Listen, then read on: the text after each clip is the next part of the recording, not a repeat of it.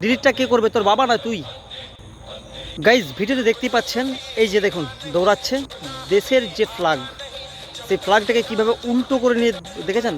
কারণ উল্টোভাবে লাগিয়েছে, আর লাগিয়েছে কিন্তু এটা জেনে শুনেই, না জেনে নয় কিন্তু। কারণটা আপনাদের বলছি, আপনার দেখুন আগে তিনটে কিন্তু ভিডিও আপলোড দিয়েছে এই উল্টো করে কিন্তু পতাকা লাগিয়ে, তারপর সাফাই মারছে যে এই ভিডিওটা নিয়ে অনেকে অনেক কিছু কমেন্ট করছে, অনেকে অনেক অশিক্ষিত এইসব আড্ডা ব্যাড্ডা যেগুলো হয় সেগুলো বলছে।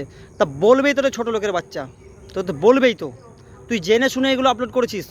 তোর যখন ভুল তুই নিজে বুঝতে পেরেছিস যে আমার এটা ভুল হয়েছে, তুই ভিডিওগুলো কেন ডিলিট করলি না? ডিলিটটা কে করবে, তোর বাবা না তুই? বল আমায় দেখি। সব কিছু সহ্য হয়, কিন্তু দেশ নিয়ে যদি কেউ উল্টো পাল্টা করে না, সেগুলো কিন্তু একদম সহ্য হয় না।